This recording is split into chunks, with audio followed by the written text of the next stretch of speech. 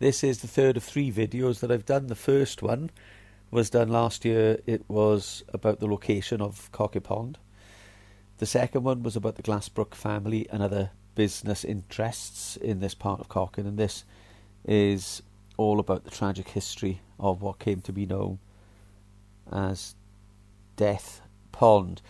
West Glamorgan Archive Service, invaluable help, advice and guidance in putting this together. If you haven't visited the fantastic new community hub in the middle of Swansea in the old British Home Stores building, the Storva, that's the new home for archives and libraries and lots of other services, I'd urge you all to go there. It's a great place. So we've seen these maps previously. The red line shows the pathway, which runs from St Peter's Terrace on the left, behind the new supermarket on Cockett Road, all the way through the lovely green area, which is there now, down to Brickyard Road and off to Carmarthen Road. I've superimposed that on the 1900 map to show you how this area used to be when it was a massive industrial hub.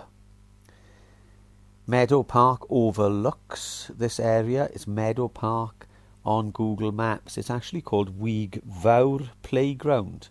Weig Vawr was the name of the farm that used to be there. That's where the name came from. And to the right of the Weig Vawr farm on the map, on the right hand side, off screen, is where the Weig Vawr colliery used to be.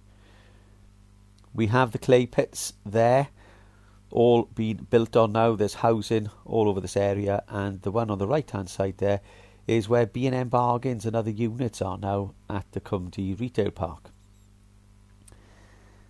So we go back to 1915. 2 lads drowned. Rhys, the son of Reverend C. Rhys and Emrys Morgan of New Road in Cockett. Mr. Morgan of Llewellyn Street, Sketty, applied artificial respiration to Morgan for 15 minutes, but to no avail.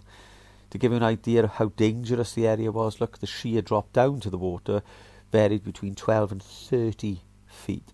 The pond was owned by Swansea Corporation. William Lloyd was the tenant of the Cockett Quarry, as it was called at that time. He admitted it was dangerous and said he would have it fenced immediately. The inquiry heard that fencing would alleviate dangers and the pond would be filled in forthwith. It wasn't filled in until 1959. January 1917, this was the terribly distressing story of William Charles Nicholson of 3 Martel Street. He had dinner at 12:30. His mother saw him out playing in the ice and the snow. She saw him walk towards the tunnel pond with other children. She called out, but they didn't hear. A few minutes later, the girl came running. Willie was under the ice. The article tells us that he'd run straight onto the ice. When he got into the middle, it cracked and he fell in. Dr. McRitchie examined the poor boy and his death was attributed to drowning. The Cockett Parish Council met at the Guardian's office on Alexandra Road. A letter was read concerning the clay pit pond and associated dangers, and it was urged that fencing should be erected to prevent children from risking their lives. After discussion, it was decided that the council should take measures in the direction indicated, but again, no action was actually taken. 30th of June 1917, David John Watkins of Stepney Road in Cockett fell off a raft on the pond and was found drowned.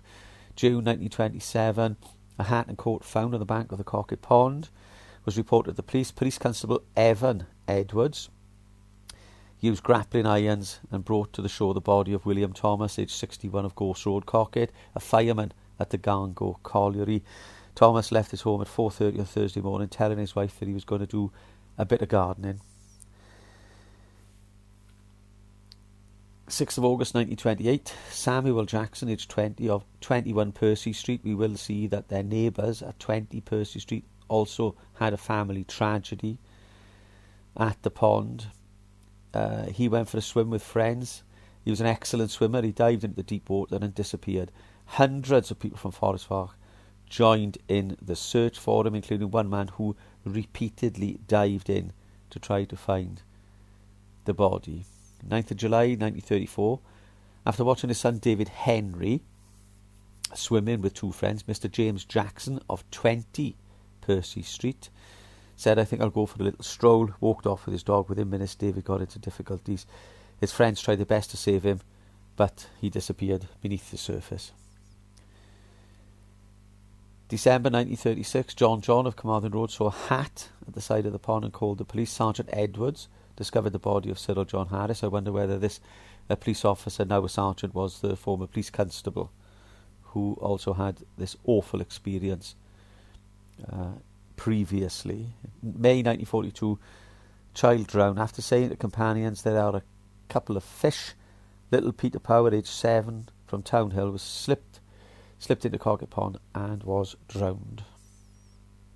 This is the incredible story of 15-year-old Keith John, who was playing football nearby with his friends when he heard little kids shouting from the pond. Keith from Isle of Bryn Road ran over without a thought for his own safety. Fully clothed, he went straight into the water. He managed to rescue the 11-year-old boy who was struggling. He got him to the bank where his friends pulled him out. Keith lost his footing and died tragically. Keith remains a true local hero, a completely selfless action. 1958, more meetings were held and now decisions were made. The attempt was made by the fire service to drain 12 million gallons from the pond, which has claimed 9 lives in 12 years, but the water kept backfilling, so that did not work. 75,000 tonnes of rubble, hard materials, were put into the pond over 3 years, but this was not enough.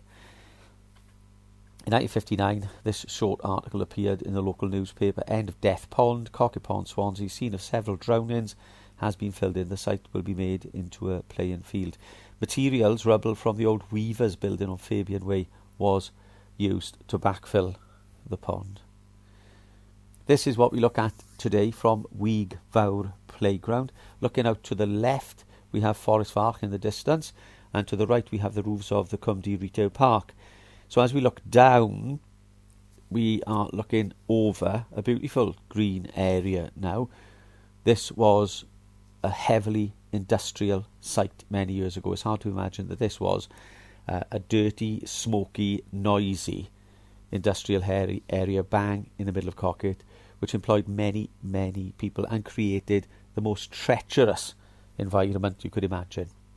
I'm going to test my technological skills to see if I can do a time-lapse video walkthrough from St. Peter's Terrace on the left all the way over to Cumdee Retail Park.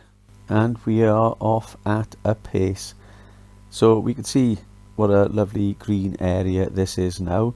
Started the re-greening process from the 1960s onwards. We have the Weig Fawr Playground on the right, up on the hill there.